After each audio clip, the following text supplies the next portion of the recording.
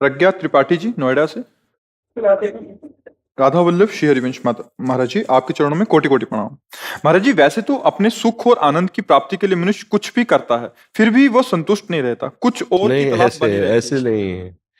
कुछ भी करके आनंद को कैसे प्राप्त हो सकता है? आनंद की प्राप्ति आनंद के मार्ग में चलने से होगी। दुख की प्राप्ति दुख के मार्ग में चलने से होगी। मनुष्यों में कुबुद्धि और सुबुद्धि दोनों वास करती है। जिसकी सुबुद्धि होती है वो आनंद के मार्ग का चयन करता है, और जिसकी दुर्बुद्धि होती है वो आनंद के लोभ में कुमार्ग का चयन करता है। प्रायः मतलब 100 में एक दो की बात नहीं करते, नहीं, आनंद की खोज कुमार्ग में हो रही है प्रायः। आनंद कहाँ है? संसार में अगर आनंद होता तो संसार को बनाने वाले ने ऐसा लिखा है, दुखालयम अशाश्वतम। अशाश्वत माने नाशवान, और दुखालय माने दुख देने वाला। इस मृत्यु, इसका नाम पहले सुनो क्या है? मृत्यु लोक। मृत्यु लोक, यहां सब कुछ मरने वाला है।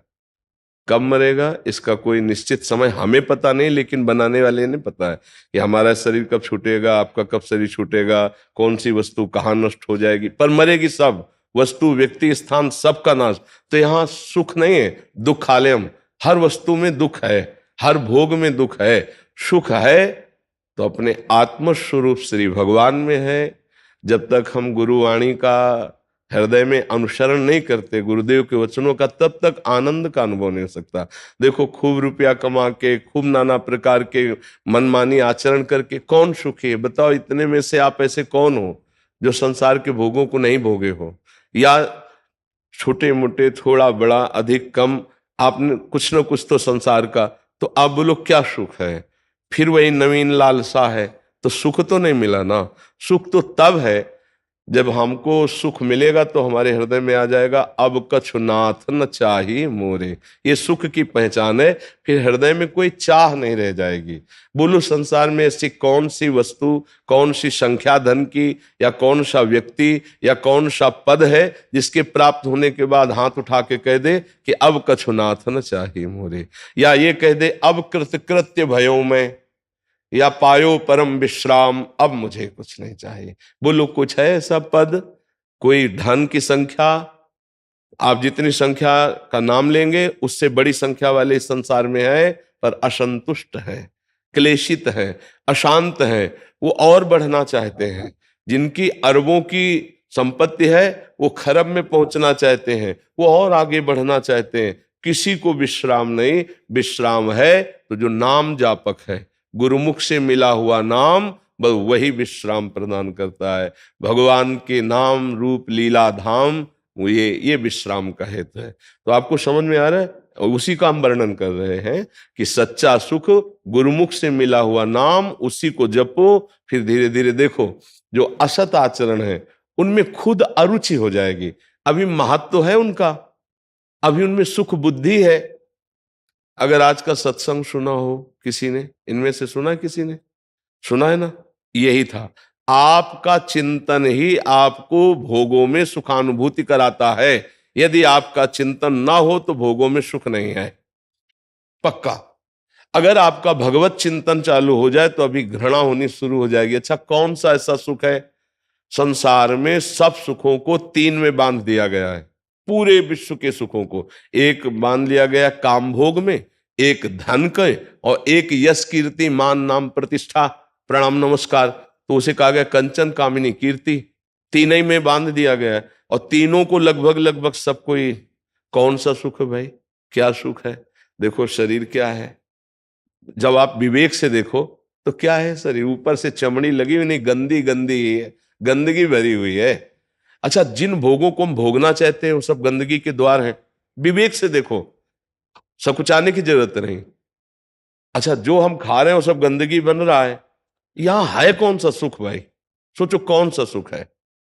और इसी में हमारा पूरा जीवन जा रहा है। ऐसा भ्रम होता चला जा रहा है, इतनी राक्षसी बुद्धि पैदा होती जा रही कि जिस शरीर को हम बड़ा प्यार करते हैं, ऐसे ही दूसरे शरीरों के साथ हम कैसा बर्ताव करते हैं। सोचो, किस लिए? केवल हमको ये भ्रम हो गया कि ये सुख है, तो उसको कितना हम लूट लें, बस पापाचरण शुरू हो गया। क्या ये विश्राम है? क्या ये सुख है? देखो ना, थोड़ी देर का 5 मिनट 10 मिनट का गलत चिंतन हमसे ऐसे आचरण करा दिए कि पूरे आजीवन कारावास या फांसी की सजा। कितनी बड़ी गलती हो गई, हमारी सोच खराब हो गई, हमारा चिंतन खराब हो। तो वही आनंद ढूंढ रहे हो तुम, जिस आनंद की खोज कर रहे हो वो वही है। ये देखो, इसका परिणाम देखो ना, जितने रोग हैं, जितनी जेल हैं, ये सब उसी से भरी तुम्हारी आनंद की खोज में। इसका मतलब दिशा तुम्हारी गलत है। तो फिर लौटो, गुरु चरणों का आश्रय लो और उनके द्वारा दिए हुए नाम से आप फिर प्रकाश पाओगे कि ये इस आनंद का मार्ग है। और आनंद कहीं बाहर नहीं, आप चाहे जहां घूम आओ, कहीं आनंद मिले तो हमें बताना कि हमको यहां आनंद मिला। आनंद मिलता है आपके हृदय में। अगर यहां आपको आनंद मिल रहा है ना, तो आपके हृदय में बात सुनकर शीतलता हो रही, तो अंदर मिल रहा है आनंद, बाहर नहीं है।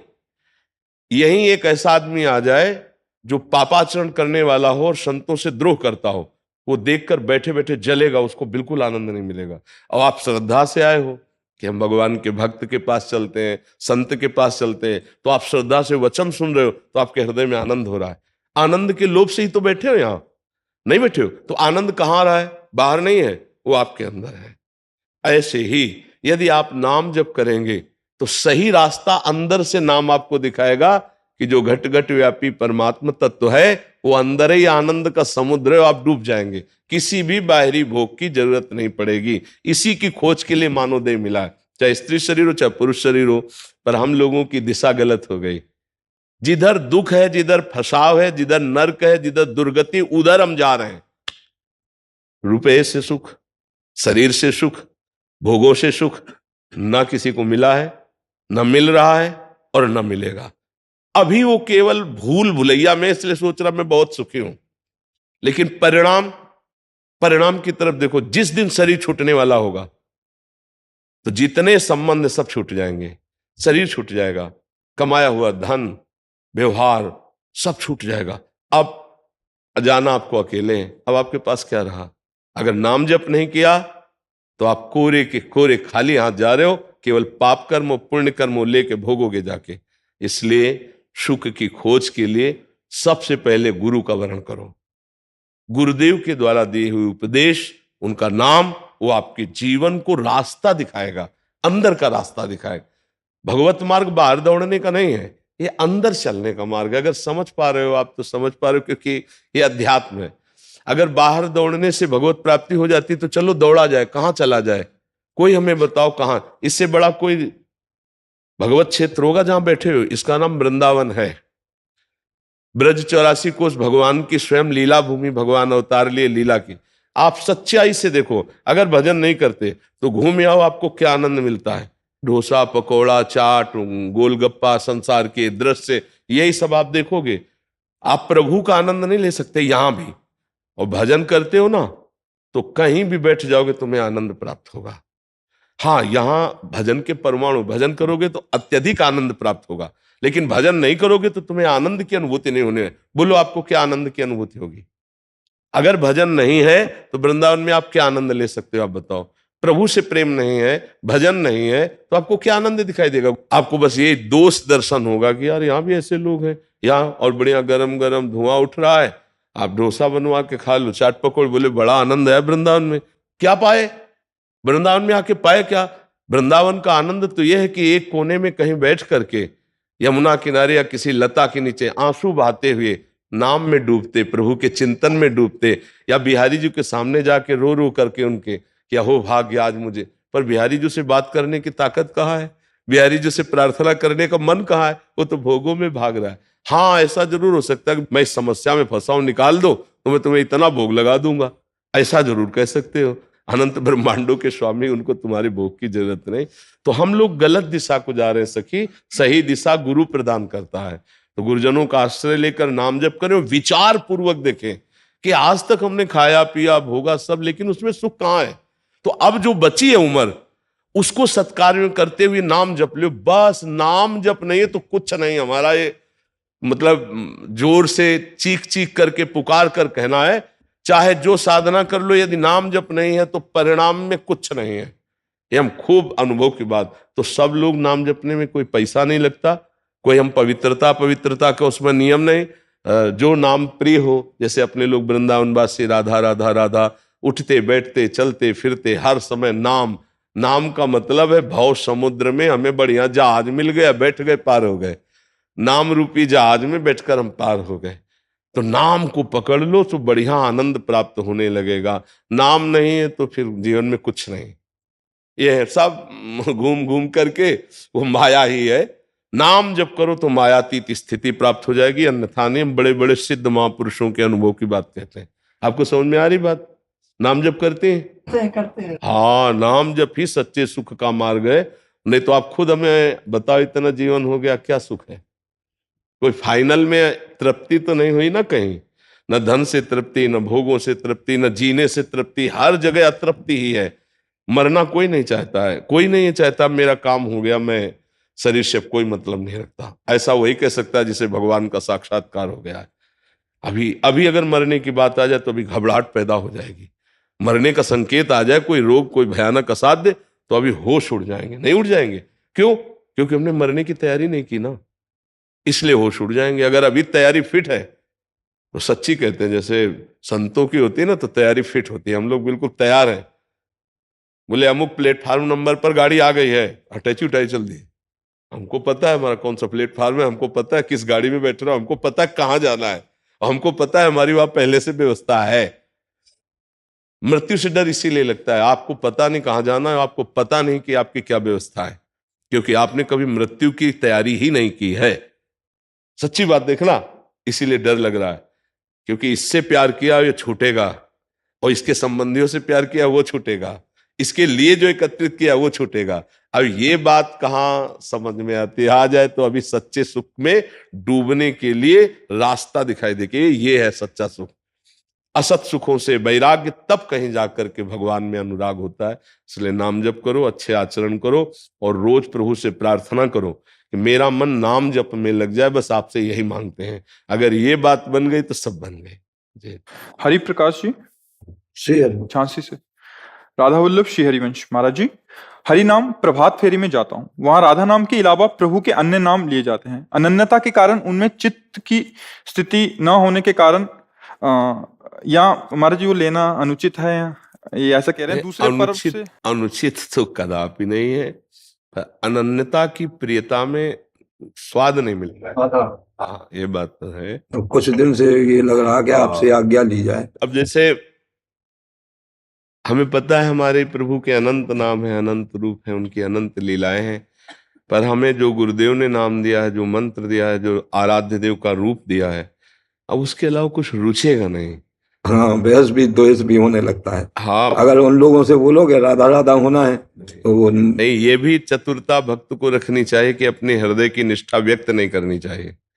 सबके बीच में रहे, सबसे मिलके रहे, पर अपनी निष्ठा अंदर से रखे। भक्ति विग्रह नहीं सिखाती, लड़ाई झगड़ा नहीं सिखाती। भक्ति में तर्क वितर्क नहीं, क्योंकि भक्ति हृदय प्रदान होता है और हृदय प्रेमी होता है।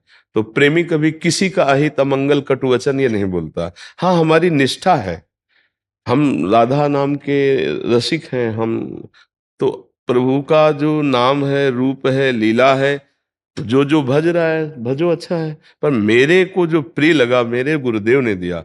अब नहीं, रसना कटो जो अन रटो, निरख अन फुटो नयन, श्रवण फुटो जो अन सुनो, श्री राधा जसवैन। अब तो अनन्यता से, पर हमको ये व्यक्त करके किसी से लड़ाई झगड़ा नहीं करना। अगर ऐसा करते हैं तो फिर आपकी भक्ति में बाधा आ जाएगी। हाँ, अंदर से तो शांत रहिए, किसी से कहने की जरूरत नहीं। पर वो जरूरी है, आपकी बात का हम समर्थन करते हैं कि रुचि नहीं रहती, फिर अन्य रुचियां नहीं रह जाती। जब अनन्यता आती है तो फिर अन्य, देखो गोस्वामी तुलसीदास जी कह रहे हैं, बने तो रघुवर ते बने, और बिगड़े तो भरपूर तुलसी औरन ते बने, ता बनिबे पे धूर। ये अनन्यता आ ही जाती है उपासक के हृदय में। जब वो कृपा पात्र बनता है तो ऐसी अनन्यता आ जाती है। बाबूलाल जी राजस्थान से।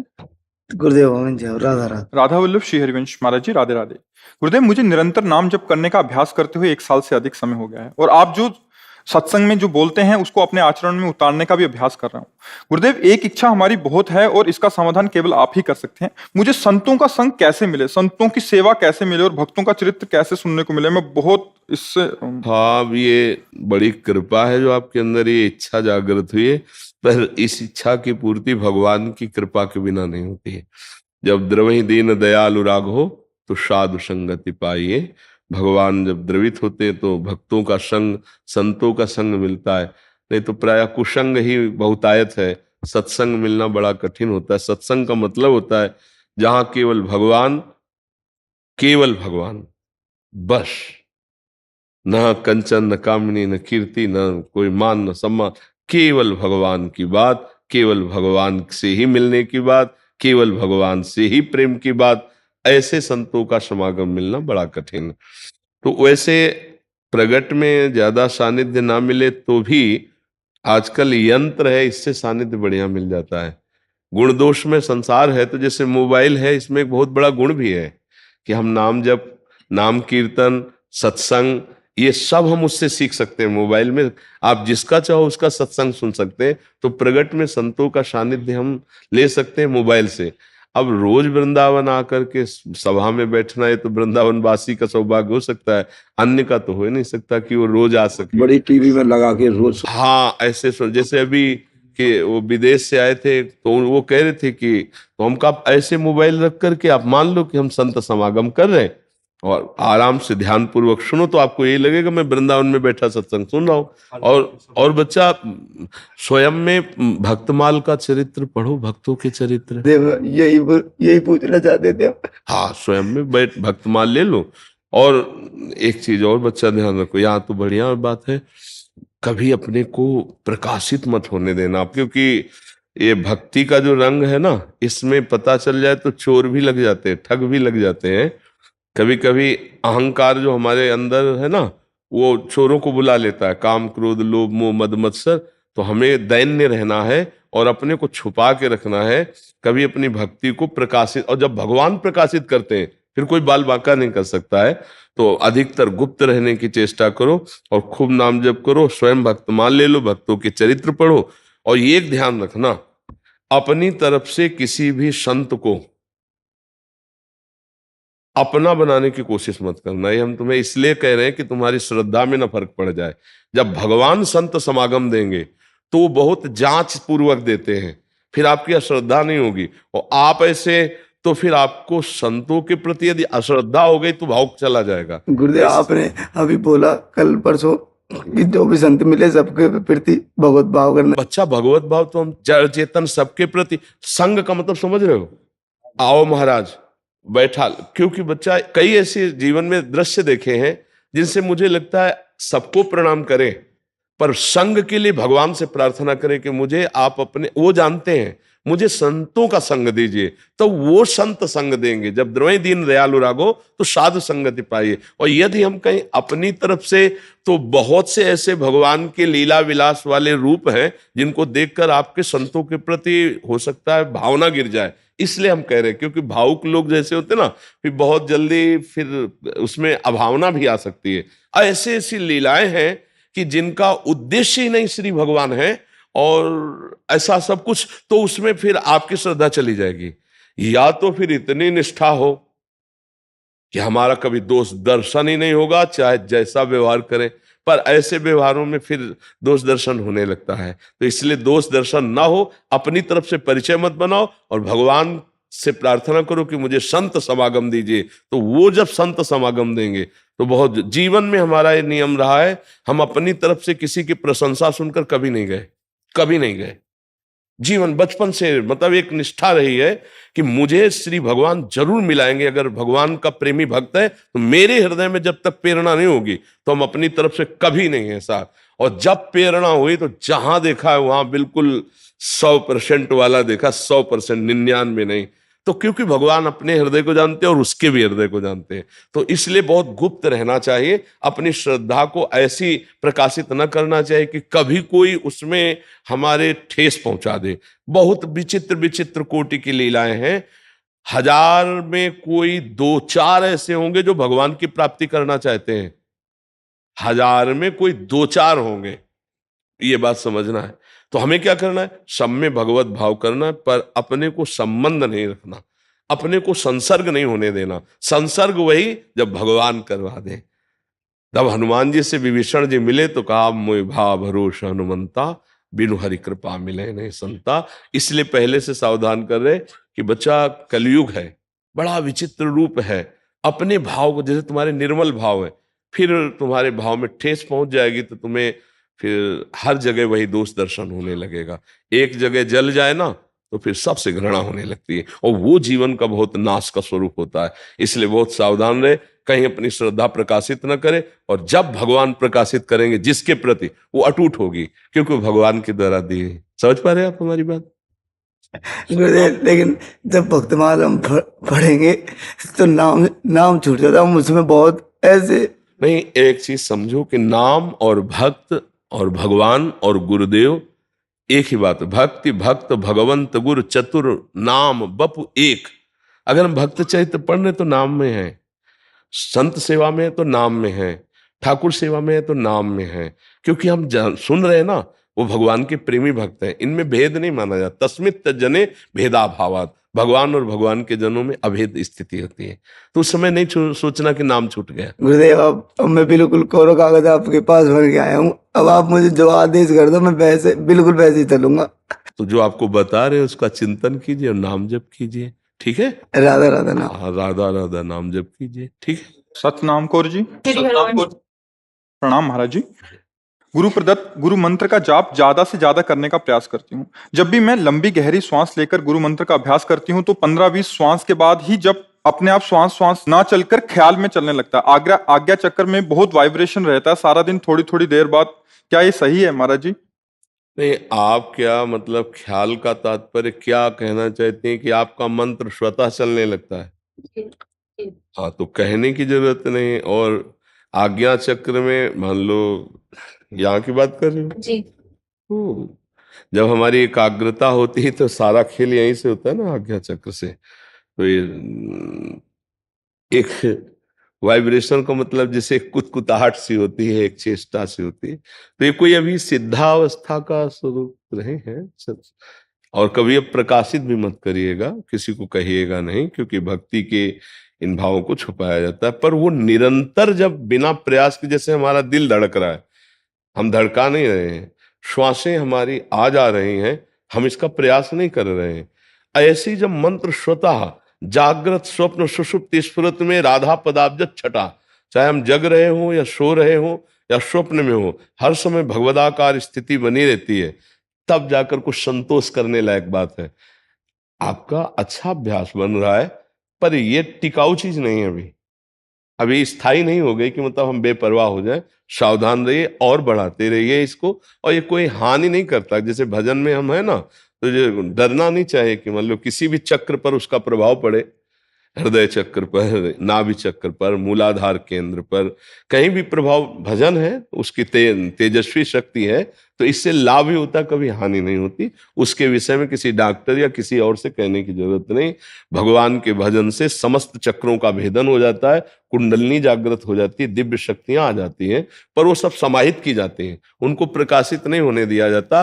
तब जाके भगवत साक्षात्कार होता है। अगर वो उनको प्रकाशित कर दे तो फिर भगवत साक्षात्कार में बाधा आ जाए। इसलिए बड़े बड़े संतों को देखो, कोई चमत्कार नहीं, शांत गंभीर, क्योंकि वो भगवान से मिलना चाहते हैं, वो संसार का चमत्कार नहीं रखना चाहते। तो अच्छा है, आप खूब नाम जप कीजिए। गुरु मंत्र पवित्र अवस्था में जपिएगा, जब शरीर अपवित्र हो तब नाम जपिएगा, उस समय गुरु मंत्र मत जपिएगा। गिरजा गोयल जी, पंचकुला। श्री हरिवंश गुरुदेव। हाँ बच्चा। गुरुदेव, जब कोई वैष्णव पधार जाए और उसके गले में अपने गुरुदेव की छवि वाली कंठी या राधा नाम की कंठी डाली हो, तो क्या उन वैष्णव का अंतिम संस्कार के साथ उनको उतार देना चाहिए या साथ में ही? साथ में, क्योंकि गुरुदेव अग्नि स्वरूप भी तो है। जब अखंड मंडलाकारम व्याप्तम चराचरम, चर अचर में गुरुदेव व्याप्त है, तो गुरुदेव अग्नि स्वरूप नहीं है। तो मान लो गुरुदेव की छवि निष्ठा से पहने और उसका शरीर पूरा हो गया, तो जब शरीर को दाह संस्कार में किया गया तो गुरु अपने स्वरूप में आ गए। गुरु का अग्नि स्वरूप भी तो है, तो वही छवि अग्नि स्वरूप में लीन हो गई, कोई परेशानी नहीं। अब हम ये देखें कि हमारे गुरु की छवि को जला दिया गया, तो अलग फिर भाव आ जाएगा। अग्नि भी तो भगवान का स्वरूप है ना, तो गुरुदेव भगवान है ना, तो अग्नि स्वरूप में ही भगवान की छवि चलेगी, उसमें कोई अंतर नहीं। महाराज जी, इसमें एक और प्रश्न आया था। एक कोई साधक थे जो वृंदावन ही वास कर रहे हैं, उन्होंने बोला कि हमने गुरुदेव की पादुका विराजमान की हुई है, तो अभी हमारे आगे पीछे कोई नहीं और हमें समझ भी नहीं है किसको देना चाहिए, तो उस देना चाहिए किसको देना चाहिए नहीं, आगे किसी जाने को नहीं देना चाहिए। तो अगर शरीर पूरा हो जाता तो महाराज जी फिर कि हमें बस जिंदा तक हमारा अधिकार, इसके बाद हमको क्या मतलब है? ये थोड़ी कि कोई हम उसके लिए प्रॉपर्टी बना के जाएंगे पादुका। अरे हमारे ठाकुर है, हमारे मान लो जिन संतों के पास कोई नहीं सेवा में, ठाकुर है, श्री जी है, पधार गए हो गया, और उसको कोई मनावे ले जाओ ना ले जाओ ना ले जाओ, जो ये सब जीते जी हमें कार्य करना है श्री जी के चिंतन में। शरीर छूटने के बाद फिर इसका कोई महत्व नहीं है, पक्का समझो। अब हमारी भाषा को कोई समझ नहीं पाएगा। जीते जी सच्चिदानंद भगवान का भजन नहीं किया, मरने के बाद दुनिया के आप उससे कुछ, जीते जी राम कृष्ण हरि बोला, इसके बाद इस शरीर को गटर में फेंक दो, कुछ फर्क नहीं पड़ता, क्योंकि मैं तो परम पद में चला गया, इस शरीर को क्या है। सांप अपने बिल में चला गया, केचुल को कुछ भी करो, आप आरती उतारो चाहे डंडे से मारो, केचुल में क्या फर्क पड़ता है? ये केचुल है, ये केवल बॉडी जो है आप देख रहे हो, ये पांच भौतिक रचना केवल है। मेरा स्वरूप सच्चिदानंदम है, वो अपने स्वरूप में स्थित हो गया। अब जिनके कोई नहीं, मान लो जंगलों में संत महात्मा रहते थे और वो शरीर छूटा वहीं पड़ा है, वहां कोई दास संस्कार करने वाला थोड़ी होता था। जंगलों में जो रहते थे, कुत्ते सियार कीड़ा मकोड़ा खा करके हड्डी पड़ी, खत्म खेल, तो उनकी दुर्गति थोड़ी होती है। वो जीते जी प्रभु में पहुंच चुके हैं। अच्छा, जो जिंदगी भर पापाचरण किए हैं, अब उनके मरे शरीर को तुम दुनिया में चाहे जहां पवित्रता से ले जाओ, उनको अवश्य में भोक्तव्यम कृतम कर्म शुभाशुभम, उनके कर्मों का भोग उनको भोगना पड़ेगा ना। वो जिंदा में कभी किसी को तुमने खवाया नहीं, भूखे को कभी सेवा नहीं की, अब मरने के बाद जो है उसके लिए चबूतरा बनवाया जाए, वो लड्डू बांटे जाए, तो वो तो नरक भोग रहा है ना, लड्डू थोड़ी उसको खाने को मिलेंगे, वो तो नरक भोग रहा है कर्मानुसार। तुम्हारे लड्डू खाने के लिए उसको समय थोड़ी है। इसीलिए जब तक यावत स्वस्थमिदम, शास्त्रों की भाषा को समझना कठिन है, यावत स्वस्थमिदम कलेवरम यावत च दूरे जरा, जब तक तुम्हारा शरीर स्वस्थ है, बुढ़ापा दूर है, मृत्यु नहीं आई, तब तक अपने कल्याण के लिए कर लो जो कुछ करना है। और शरीर छूटा तो बस ऐसे समझो जैसे गाड़ी छूट गई, वो जा रही, देख रहे हो, अब क्या तुम कर सकते हो। मान लो जीवन में एक ही गाड़ी हो केवल आपकी यात्रा वाली, और आप तैयार होके स्टेशन में गए, वो छूट गई। ऐसे मन पछतई है अवसर बीते, दुर्लभ देह पाए हरिपद भजु करम बचन और जीते। मन पछतई है अवसर। ये जितने भी साधन हैं ये भगवत प्राप्ति के लिए हैं। भगवत प्राप्ति हो गई, खत्म खेल। भाई विरक्त जन भी तो ठाकुर सेवा, अब उनके तो न पुत्र है न कोई, मान लो यहाँ तो इतना एकत्रित हो गया, नहीं तो कौन पूछने वाला है? बाबा जी का कौन? भगवान की सेवा थोड़ी कोई है। तो ऐसे अब वो पड़ी, मन आए कोई ले जाए, मन आए फेंक दे, मन आए प्रवाहित कर दे, हमारा काम तो हो गया ना। तो बाहर ज्यादा महत्व नहीं रखना चाहिए। इसीलिए हम कहते हैं व्यक्ति गुरु नहीं हो सकता, गुरु कभी व्यक्ति नहीं बन, गुरु कभी व्यक्ति नहीं हो सकता, और व्यक्ति कभी गुरु नहीं हो सकता। ये गुरु नहीं हो सकता जो अभी कुछ दिनों में कितना 50-55 वर्ष होंगे या जो भी, पहले इसका अस्तित्व नहीं था, और कुछ दिनों में इसका अस्तित्व तो नहीं रहेगा, मिट्टी में मिल जाएगा। ये तो मिट्टी में मिलने वाला गुरु थोड़ी होता है। और जो इसके अंदर है वो पहले भी था, वो अब भी है, और वो आगे भी रहेगा। रूप बदल जाएंगे लेकिन वो नहीं बदलेगा, वो वही रहता है। बात समझ में आ रही ना? तो इसलिए हम ज्यादा इन बातों पर महत्व नहीं देते, तो इसमें खास कोई बात नहीं। ये इतना समझो, जितना आप गो गोचर जहां लघु मनु जाई, खास बात समझ लो, सो सब माया जानो भाई, सबका नाश होगा जहां तक तुम देख रहे हो, और जितना तुम सुन रहे हो, जहां तक तुम्हारी इंद्रियां जा रही, सब मायामय है। तो बोले फिर भगवत प्राप्ति कैसे होती है? मानी संख्या, सवाल हल करना। स्कूल में जब पढ़ते थे तो मानी संख्या, एक जगह मानी संख्या, पूरा सवाल हल हो जाता था। ऐसे हमने मानी संख्या, श्री भगवान गुरुदेव, मानी संख्या श्री भगवान ये छवि, मानी संख्या ये विग्रह श्री भगवान। अब यहां से शुरू हुए, धीरे धीरे हमारी भावना बढ़ती गई, सब में भगवान, फिर यहां भी भगवान, मुक्त हो गया, खत्म खेल हो गया। लेकिन अगर आप इस भाव में ना आए तो आप देख लीजिए, भगवान की दो शक्तियां, एक दैवी शक्ति, एक आसुरी शक्ति। जब भगवान का रुख बदलता है तो आसुरी शक्ति प्रबल हो जाती है, तो हाहाकार उसका, और जब रुख बदलता है तो दैवी शक्ति, आसुरों का विनाश हो। ये खेल चल रहा है। धर्म का यहां से प्रादुर्भाव हुआ है भगवान के, छाती से और अधर्म का पीठ से हुआ है, लेकिन दोनों पावर हुए कहां से? उसी भगवान से। इसलिए जो विज्ञ जन जानते हैं वो उसको समझते हैं। आप विचार करना, जिस समय आसुरी शक्ति प्रबल होती है तो उनकी भुजा में बैठे हुए हैं, फिर ये क्या लीला है? इसीलिए बहुत समझना है। ये गो गोचर जहां लग मनुजाई, सो सम माया जानो भाई। ये विनाशकारी लीला, इसका विनाश होगा। एक तरफ महाभागवत भीष्म जी खड़े हैं परम भक्त, और एक तरफ भगवान खड़े हैं इधर, और अर्जुन से कह रहे मार भीष्म को। बोले ऐसे विजयी नहीं हो सकते, धनुष बाण जब तक नहीं रखेंगे। बोले शिखंडी को सामने कर। और है कौन? वही इष्ट श्री कृष्ण जिनका रात दिन भजन भीष्म करते हैं। हरि की लीला को समझ पाना बहुत कठिन लीला है। इसलिए जितना कुछ तुम देख रहे हो सब विनाशकारी है, सबका विनाश होगा। इसी विनाश से मानी संख्या से अविनाशी को प्राप्त कर लो। ये बिल्कुल इस समय हम ऑपरेशन वाली बात कर रहे हैं। तुम श्रद्धालु हो, जब जाकर ऐसे मस्तक नवाते हो तो तुम्हारे भाव बढ़ते हैं, और एक अश्रद्धालु जब जाकर के वहां अपनी मनमानी करता है तो उसका कुछ नहीं बिगड़ता।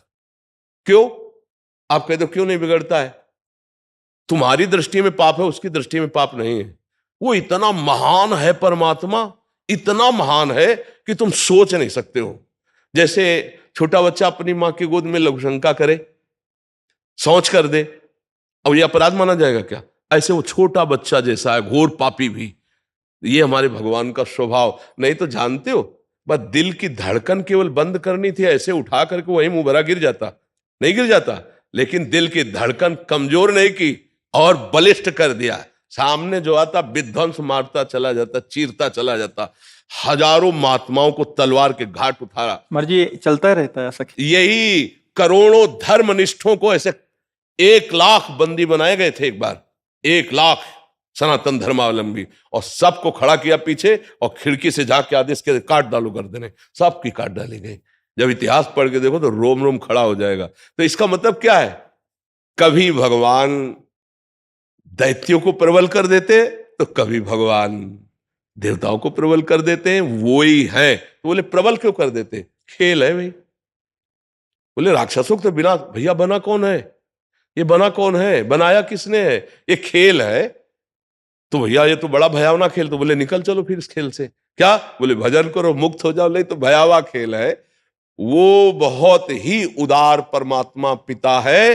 वो गाली देने वाले को भी पृथ्वी में रखता है, और भगवान को जो गाली देता है उसको भी भरपेट भोजन देता है, सूर्य का प्रकाश देता है, वायु देता है, आकाश के नीचे रखता है। वो ऐसा नहीं, छोटी मोटा हृदय नहीं हमारे प्रभु का, ध्यान रखना। प्रभु को जो जहर पिलाने गए उनको परम पद दिया, ऐसे कृपालु भगवान है। उनके स्वभाव को जानना बहुत कठिन है। हमारे प्रभु कि भगवान ने उसको क्यों नहीं मार दिया। हमारे यहाँ एक वृंदावन दास चाचा जी नाम के बड़े महान संत हुए। जब उनको पता चला कि घनानंद जैसे सिद्धों को उसने काट दिया तो हट कर लिए। उन्होंने कहा हमको उत्तर दो भगवान से। कहा आप कहाँ थे? आपका ये वचन है कि अगर मेरे भक्त को कोई संकट होगा मैं उपस्थित होता हूं। वो वचन कहाँ गया आपका? तो उनके बहुत उच्च कोटि के महात्मा थे। समाधि लगी, समाधि में देखा उन्होंने कि श्री जी के साथ, प्रिया प्रीतम के साथ घनानंद जी और सब सेवा में लगे हुए हैं। और श्री जी कह रहे हैं कि सुन, मुझे बुलाना है अपनी सेवा में, और इनका अनंत जन्मों का संस्कार भस्म करना था। ये 1 सेकंड की लीला हुई। जैसे उड़िया बाबा को यहां से गड़ासे में काटा गया था, गड़ासे में गड़ासा मार मार कर उड़िया। और ऐसे सिद्ध ब्रह्मलीन महापुरुष की इतना भी कभी किसी को कटु नहीं बोलते। एक विक्षिप्त आदमी मार गड़ासा लिए हुए था, आया 5-6 गड़ासे मारे। यही तो आश्रम है, कृष्ण आश्रम। और ये 60 वर्ष पहले की बात होगी, कोई 100-200 वर्ष पहले की थोड़ी बात है। अब इतने बड़े महात्मा का अंतिम कैसे हो रहा है? अरे और छोड़ो, द्वारिकाधीश भगवान का अंतिम लीला जानते हो कैसे हुई? श्री चरण अपना बाएं चरण की जंघा पर रखे ऐसे प्रसन्न मुद्रा में पीपल के नीचे, और बहेलिये ने देखा श्री चरणों की लालिमा तो उसको लगा कोई मृग है, और मारा तान के बाण तो सीधा श्री भगवान के चरण। जब नजदीक गया देखा भगवान तो कांप गया। भगवान ने कहा डरना नहीं, मम इच्छा कह दीन दया, मेरी इच्छा है, मुझे निमित्त बना के जाना है। एक विमान आया, तुरंत बहेलिये को सदैव परम पद दिया। बाण मानने वाले बहेलिये को सदैव। अच्छा, अब भगवान ने बाण क्यों मरवाया? तो ये द्वारिकाधीश जो भगवान बने राम जी हैं, और कोई थोड़ी है। उसके पहले युग में त्रेता में भगवान राम बनकर के छुप करके बाली को तो बाली ने यही प्रश्न किया था कि वीरता का लक्षण होता है युद्ध क्षेत्र में शत्रु पक्ष को ललकार करके मारना। ये कौन सी बात आपकी रही कि वृक्ष में छुप करके, क्योंकि उसको वरदान था उसके सामने जो जाएगा आदि शक्ति उसमें चली जाएगी, तो मारा ही नहीं जा सकता था, ये भगवान जानते थे। इसीलिए वृक्ष की आड़ में उसके ठीक छाती पे बाण मारा। तो उसने कहा कि ये छुप करके क्यों मारा, मैं तुम्हारा दुश्मन हूं और सुग्रीव तुम्हें प्राण प्यारा लगा, सुग्रीव कौन सा भजनानंदी और मैं, मेरे में कौन सा ऐसा दोष। भगवान को फंसा लिया एकदम 1 मिनट में। मैं बैरी सुग्रीव प्यारा, कौन सी ऐसी बात खा, हमारा भाई, हम जानते हैं हम दोनों एक ही स्वभाव के हैं, हम दोनों एक ही स्वभाव के हैं, हमें पता है तुम्हारा कभी भजन नहीं किया इसने, लेकिन आपने उसको स्वीकार किया है, तो आप हमको ये उत्तर दो कि मुझे मारा क्यों, मैंने कौन सा अपराध आपका किया। तब भगवान ने कहा मेरा शरणागत है और शरणागत का बैरी मेरा बैरी होता है, इसलिए मैंने तुम्हें मारा। वह बात ये हुई। लेकिन भगवान ने फिर उसी का भाव अपने चरणों पे लिया कि द्वारिकाधीश के रूप में जब बाण संधान करके वही बहेलिया मारता है, तो भगवान ने दिखाया कि अगर कर्म में थोड़ी भी, वो तो सर्वलोक महेश्वर है, तो देखो स्वीकार किया उन्होंने, भगवान ने स्वीकार किया। तो इसलिए बड़ा विचित्र भगवान का लीला स्वरूप है। अगर हम भगवान के लीला स्वरूपों पर पहुंचे तो बिना सिद्ध हुए आप भगवान के चरित्रों को जानना बहुत कठिन है, आपको संशय हो जाएगा। एक जगह तो भगवान कहते हैं कि मेरे भक्त का बाल बांका भी कोई नहीं कर सकता, और एक जगह 22 बाजारों में मार कोड़े खाल खींच ली गई ठाकुर हरिदास जी की, केवल इस बात पर नाम जप कर, नाम कीर्तन करते थे। तो विपक्ष जो अन्य धर्मावलंबी थे उन्होंने कहा कि तोबा बोलो और इसको स्वीकार करो, हमारे धर्म को नहीं, पर उन्होंने कहा नहीं, 22 बाजारों में मार कोड़े उनकी खाल खींचे। तो इसलिए हमें लगता है नाम जप करे, भगवान के आश्रित रहे, और बिना भगवत प्राप्ति के इन रहस्यों को नहीं जाना जा सकता। भगवान के रहस्यों को तभी जाना जा सकता है सोई जाने जे देव जलाई, जानत तुम्हें तुम्हें हो जाए। इतनी प्रार्थना है कि भगवान के लीला चरित्रों में ये जरूर ध्यान रखना कि एक ही भगवान नाटक कर रहा है। दैत्यों में आसुरी शक्ति और देवताओं में दैवी शक्ति दोनों वही है, दूसरा नहीं है। इसीलिए वो अपने आप से अपने आप को मिटाता है, अपने आप से अपने आप का सृजन करता है और अपने आप से अपने आप का पालन करता है। ये जो जान गया वो कभी भ्रमित नहीं होगा, नहीं तो भ्रम तो हो ही जाएगा कि ऐसा क्या यार, भगवान का भक्त होने पर भगवान ने उसकी रक्षा नहीं की। कई ऐसे पॉइंट आते हैं, जैसे मतलब प्रश्न करे कि हम तो थोड़ा भजन करते थोड़ी परेशानी हो जाएगी, तुम थोड़ा भजन करते हैं जिंदगी हो गई। जब से सुधी 13 वर्ष की अवस्था में सुधी जागृत होती है तब से बाबा जी बने और भजन पूरे जीवन हो गया, तो आप कहोगे लाभ क्या मिला परमाणु? ये लाभ मिला कि पूर्व जन्मों के कर्म का पाप दंड ये है और मेरे भजन का प्रताप है कि ऐसी स्थिति में भी मैं मस्त हूं। और आखिरी बात, अब हमारा अंतिम जन्म है, फाइनल, अब मैं अपने प्रभु के पास जा रहा हूं। अब वो जब बुला ले बिल्कुल तैयार बैग है हमारी, प्रभु के पास जा रहा हूं। तो ये निर्णय तब हम ना बताएं तो तुम कैसे जानोगे? जैसे हम तुमसे कहते हैं नाम जप करो बड़े सुखी रहोगे, तो आप कह दो कि आप ही सुखी होके दिखाओ, लेकिन ये क्या है? अनंत जन्मों का पाप भगवान भस्म करके अब मेरी अंतिम गति होने जा रही। जैसे भीष्म पितामह जी 6 महीना बाणों की सैया पर पड़े, अब वो काम खत्म। ये रहस्य समझना बड़ा कठिन है। अगर ये रहस्य समझ लो तो भक्ति के सूरवीर हो जाओगे, नहीं तो बहुत कठिन है। फिर ये लगेगा कि यार भगवान पता नहीं है भी कि नहीं, सहायता करते कि नहीं। तो ये तो तुम्हें प्रगट में दिखाई दे रहा है, लेकिन प्रभु हमें कितना प्यार कर रहे हैं हम तुम्हें कैसे बताएं।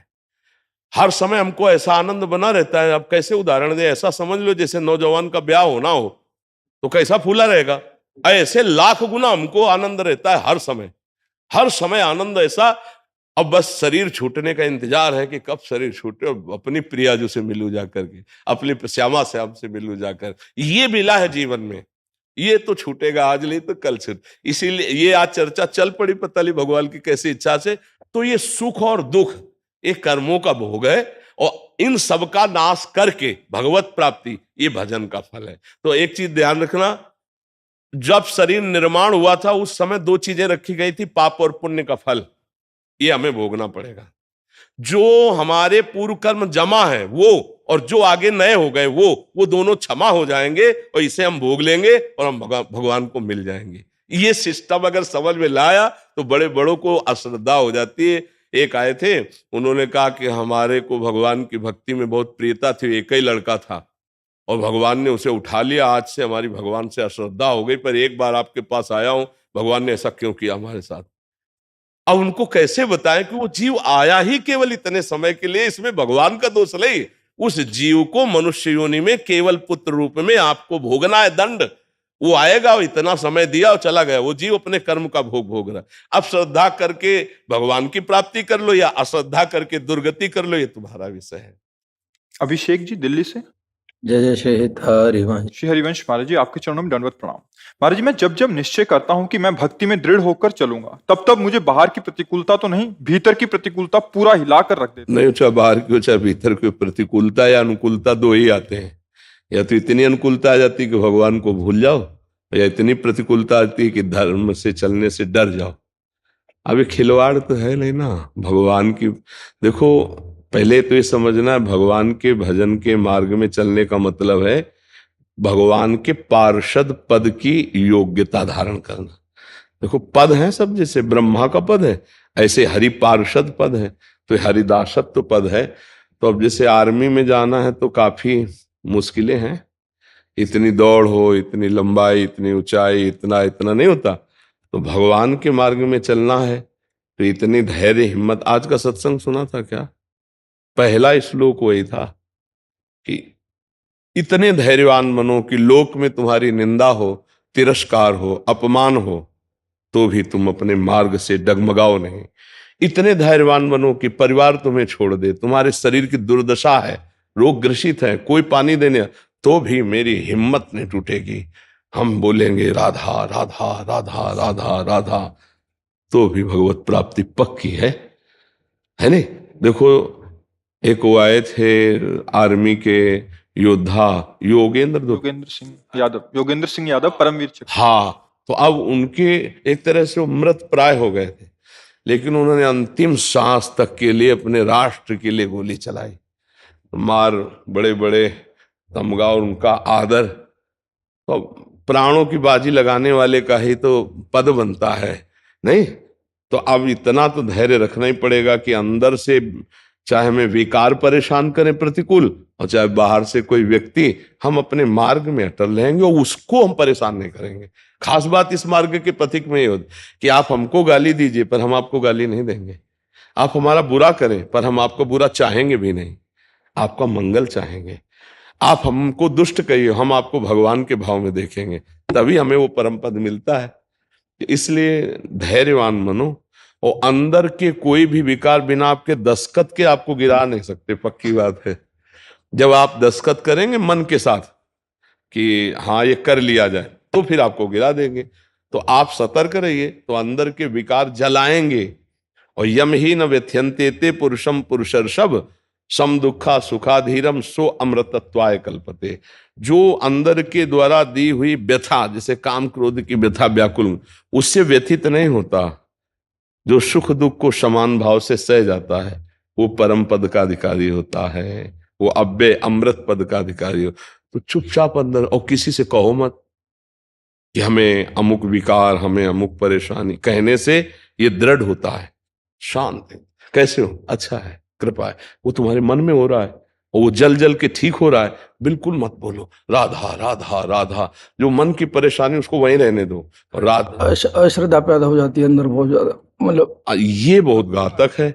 अपने मार्ग में अश्रद्धा नहीं होना चाहिए, ये घातक है।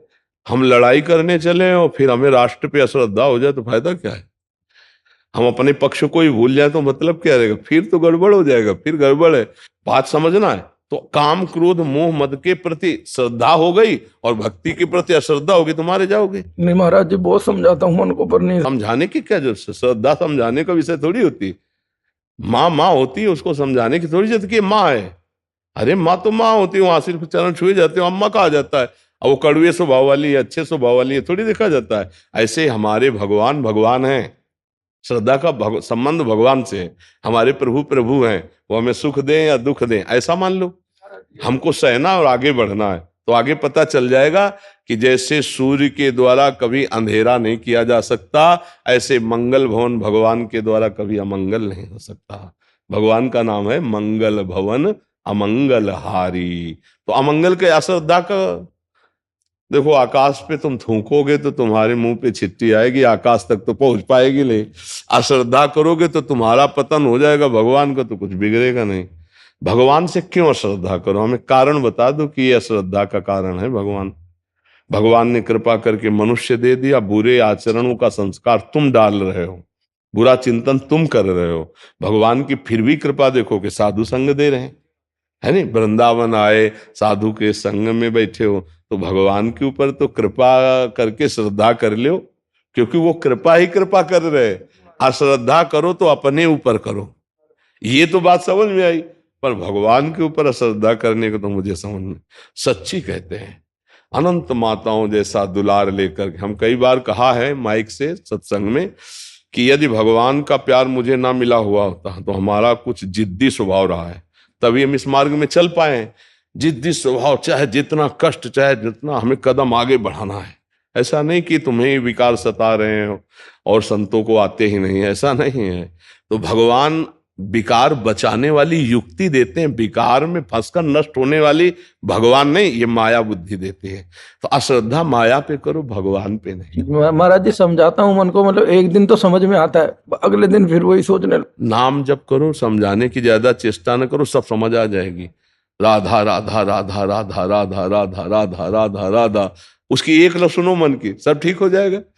मन तभी तक हमारे ऊपर हावी है जब तक हम मन को दोस्त माने हुए हैं, और जिस दिन इसको दुश्मन की तरह देख लेंगे ना, बहुत हुआ यार, तुमने नचनी नाच नचा लिया, आज से तो बुरी सलाह देगा, बिल्कुल नहीं मानेंगे।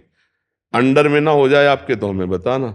हम लोग डरपोक हो गए हैं कि अगर यार इसको ना बोला तो ये जलाएगा और मैं जलन सह नहीं सकता। नहीं, गलत नहीं, अब होने देंगे तो चाहे आग में जला दे मुझे, अभी जीत जाओगे, अभी जीत जाओगे। हम लोग जलन बर्दाश्त लेकर पाते, जब हम मन को मना कर देते ना कि ये यार गंदी बात है, हम नहीं करेंगे, अब वो जहां जलाना शुरू किया तो 1 मिनट 2 मिनट 3 मिनट फिर लगता है कब तक जलेंगे यार, चलो यार खा ही लेते हैं, देख ही लेते हैं, भोग ही लेते हैं, मार दिया।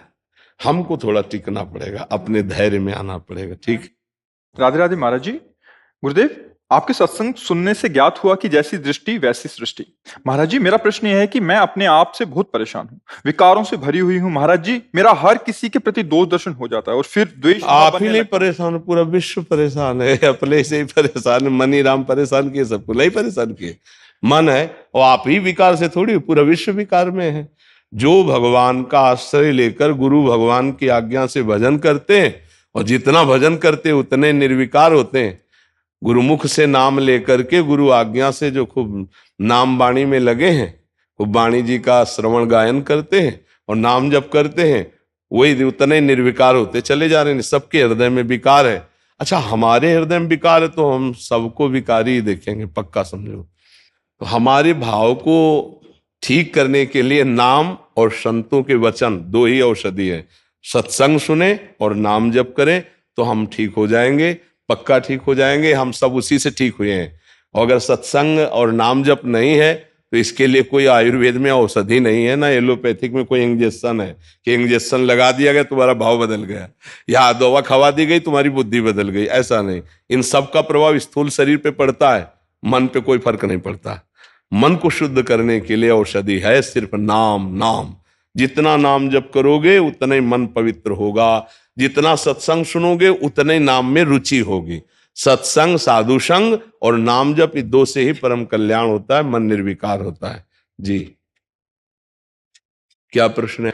महाराज जी, हर किसी के प्रति दो दर्शन हो जाता है और फिर द्वेष भाव बनने लगता है। महाराज जी, मैं खुद को रोकने की बहुत कोशिश करती हूँ, पर सभी में भगवत भाव करने का भी प्रयत्न करती हूँ, लेकिन हार जाती हूँ। हे गुरुदेव, जैसे कि आप कहते हैं कि गुरु बल से सभी विकारों पर जीत हासिल हो सकती है, आपकी इस बच्ची पर अपनी कृपा बल। आप ये मत सोचे जैसे चित्रों में नहीं बना होता कि ऐसे संत के हाथ से निकला तेज और खोपड़ी में चला गया, ऐसे नहीं बना होता फोटो में या फिल्मों में दिखाते ऐसे किए।